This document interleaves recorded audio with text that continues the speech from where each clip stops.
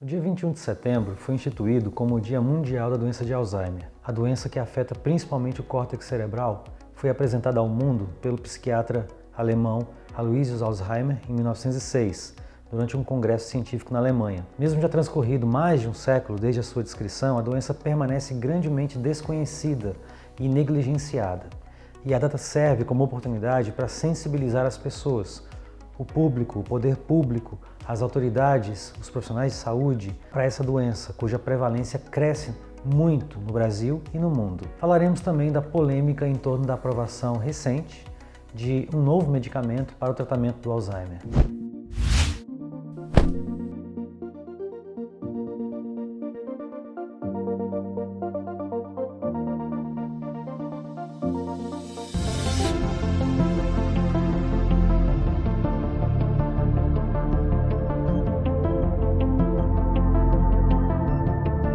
No Brasil, mais de 2 milhões de pessoas vivem com alguma forma de demência, sendo pelo menos 1 milhão de casos de Alzheimer, que em geral é a forma mais comum de doença demencial no mundo. São 50 milhões de afetados por Alzheimer hoje no mundo, com expectativa de que seja o triplo disso, 150 milhões, até 2050, ao custo anual de 2 trilhões de dólares para famílias, governos e sociedades. É um custo considerável, pois em valores de hoje, representa mais do que 90% dos países no mundo conseguem produzir em termos de PIB, ou seja, de riqueza anual produzida. E não há doença crônica no país ou no mundo cuja prevalência tenha avançado de forma tão galopante no passado recente, ao ponto de a doença de Alzheimer hoje figurar confortavelmente entre as 10 principais causas de mortes de idosos no Brasil, sendo que 4 décadas atrás não ocupava nem sequer a 30ª posição. A depender da região do Brasil e do nível socioeconômico considerado, a doença de Alzheimer e a demência vascular, elas se alternam como as formas mais comuns de demência e, em muitos casos, com ocorrências que se sobrepõem, gerando uma entidade mista. O Alzheimer se manifesta com problemas irreversíveis em memória e raciocínio e também comportamento. E apesar de os sintomas poderem ser mínimos ao início, pioram progressivamente, conforme a doença causa mais danos ao cérebro. Pouco se sabe de concreto o que genuinamente deflagra as desordens na bioquímica cerebral que desembocam na doença de Alzheimer. Sabemos que a doença se caracteriza por depósitos de um tipo de peptídeo denominado beta-amiloide nos espaços intercelulares no córtex cerebral, gerando as famosas placas amiloides. E também por uma desestruturação das fibras de proteína tau dentro dos neurônios, gerando o que chamamos de emaranhados neurofibrilares. Igualmente característico, da doença de Alzheimer. Mas os gatilhos que disparam essas desordens são bem pouco conhecidos.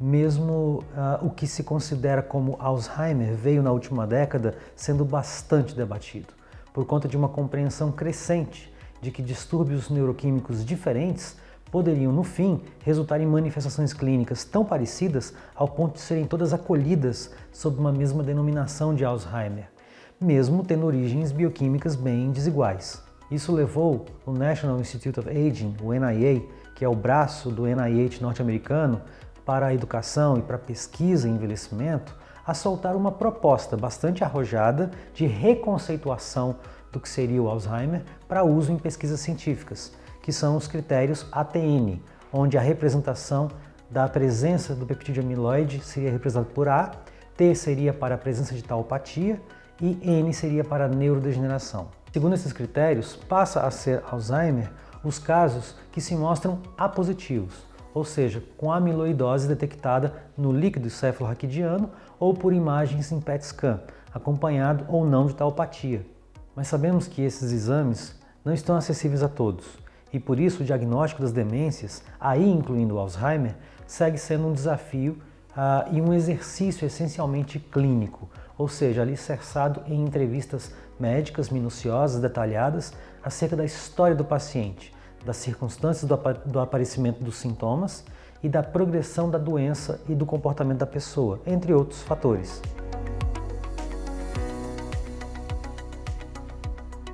Pessoas portadoras de Alzheimer vivem, em média, 8 anos após o início dos sintomas. E não há tratamento que impeça a progressão da doença. No máximo, atrasa o seu progresso. com os medicamentos disponíveis tratando os sintomas, sem qualquer efeito sobre as causas. Além disso, é bom que se saiba que a doença tem evolução lenta, insidiosa, como se costuma dizer clinicamente, e que pode ser dividida em fases, leve, moderada e grave. É relativamente comum que pacientes permaneçam anos nessa fase inicial, com uma piora progressiva da memória para acontecimentos recentes, mas relativamente bem preservada para as memórias antigas, cristalizadas. Nessa fase inicial, a pessoa pode apresentar dificuldade para encontrar palavras, para se orientar no tempo, trocando datas de compromissos que assumiu, por exemplo, e se confundindo também para planejar e executar tarefas que antes eram simples, como a operação de eletrodomésticos. Também são frequentes os comportamentos depressivos, de ansiedade, de apatia. A fase moderada é normalmente aquela que tem maior duração, havendo pacientes que ficam na fase moderada por até mais de uma década. Nessa fase, a perda de memória torna-se ainda mais acentuada, com dificuldade para recordar nomes, mesmo de familiares próximos, e também para evocar eventos, tanto do passado distante quanto do passado recente. As dificuldades visoespaciais e de julgamento, de uma forma geral, são mais marcantes, e isso torna a pessoa pouco capaz de avaliar riscos e de fazer escolhas seguras. Apesar do agravamento do quadro cognitivo, algumas pessoas ainda conseguem preservar a capacidade para o autocuidado, podendo tomar banho e alimentar-se com certa independência, ou mesmo que com alguma ajuda de terceiros. E o desafio da intervenção clínica, nesse momento, costuma estar justamente no prolongamento dessa independência, no tanto que for possível. Na fase avançada, o indivíduo torna-se totalmente dependente de cuidados, pois a memória é reduzida basicamente a fragmentos de informações. Aspectos de comportamento como uma agitação ou uma insônia persistentes podem se agravar. É nessa fase que os sistemas de autorregulação do corpo começam a falhar, dando origem às desautonomias, como alterações súbitas de batimento cardíaco, de frequência respiratória, de temperatura corporal e de pressão arterial, o que pode fazer com que o paciente evolua para a fase terminal da doença. O que precisa ficar claro é que estamos diante de uma doença que tem uma evolução que é lenta, que é gradual, porém constante, e pode se estender por até 2 décadas de vida, onde as incapacidades vão surgindo e se instalando silenciosamente, de forma tão imperceptível que chega a ser corriqueiro, que não se perceba o momento a partir do qual o pai não mais se recorda do nome ou da fisionomia do próprio filho, o que via de regra traz angústia e sofrimento para a família. E mesmo não existindo cura para a doença, e que inexoravelmente a doença acabe por levar o paciente a uma incapacidade e a uma dependência importantes, ainda assim a pessoa com demência de Alzheimer deve ser tratada, deve ser acolhida, deve ser cuidada em todas as suas necessidades, com dignidade e empatia sempre.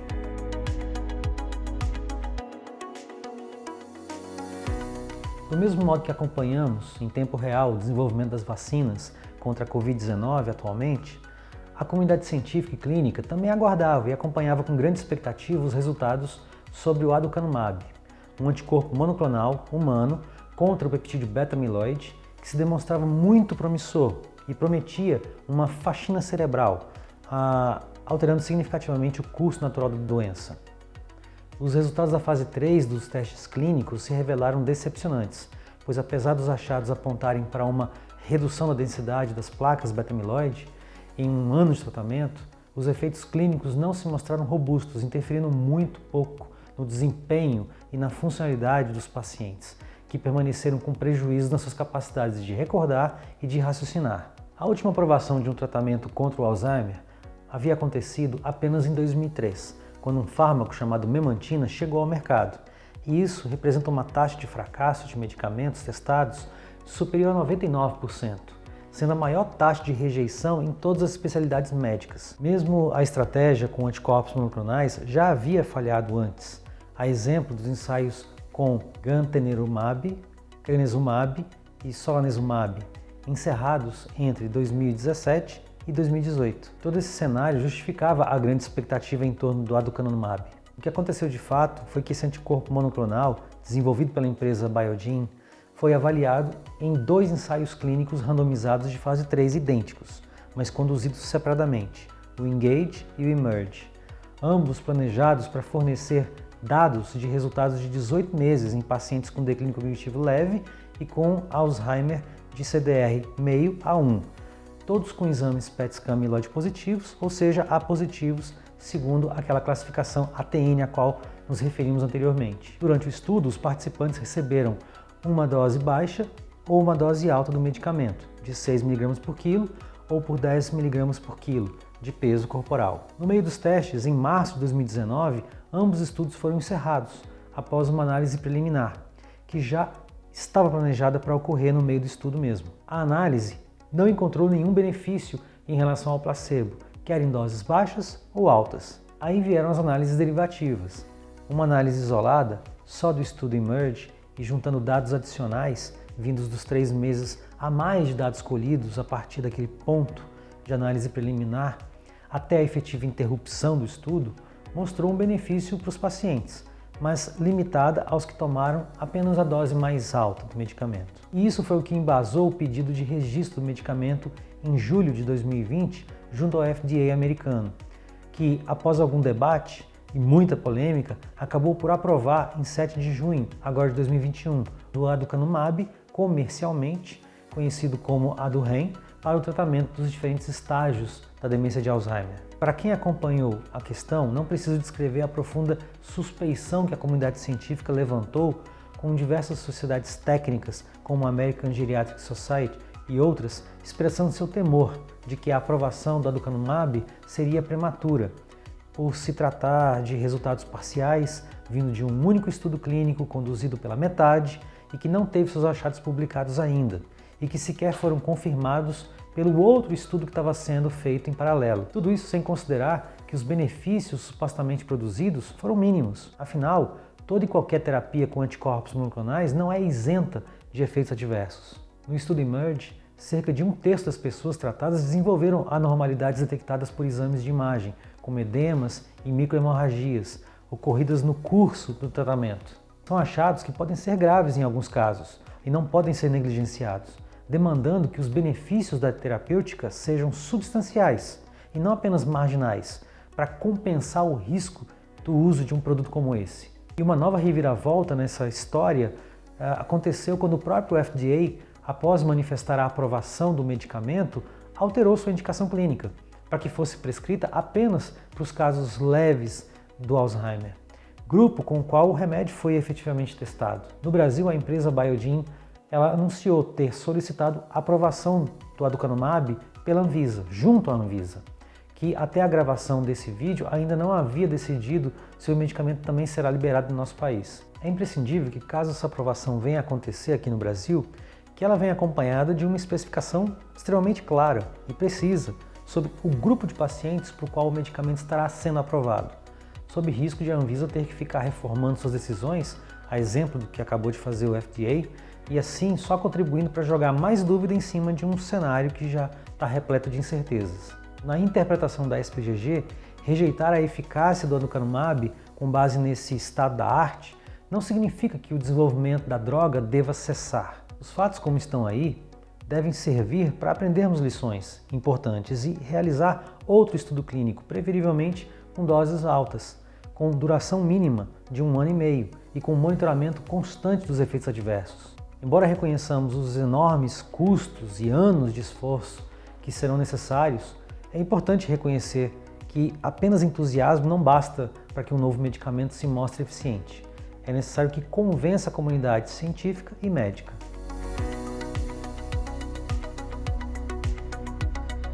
Por fim, só nos resta concluir que, por ser uma doença de curso insidioso, um estilo de vida saudável, com atividade física regular e dieta equilibrada, ainda são, até o momento, as únicas armas disponíveis para se promover e se estender a saúde do cérebro das pessoas, prevenindo o Alzheimer. São as mesmas recomendações que também são úteis para se evitar as doenças cardíacas e o diabetes, e que os estudos clínicos têm demonstrado proteger bem o cérebro, especialmente quando conciliadas a estímulos saudáveis, como uma leitura prazerosa, um estudo produtivo, um lazer e um sono relaxantes, regenerativos. Frente à inexistência de uma medicação eficiente e por vivermos em um país que se furta em prestar cuidados públicos dignos e necessários à população idosa, é imperativo que as pessoas sejam instruídas para reduzir o risco individual de desenvolvimento de demência, para uma longevidade com saúde e com redução de sobrecarga sobre os familiares. Como ainda há um desconhecimento generalizado sobre a doença e um estigma grande que a acompanha, não podemos nos esquecer de falar mais sobre as demências. Esse é o papel da SBGG, levantar temas relevantes e divulgar informações de qualidade, baseadas na melhor evidência científica possível. Para incentivar a nossa produção de conteúdo, se inscreva em nosso canal e compartilhe esse vídeo em suas redes sociais. Até a próxima!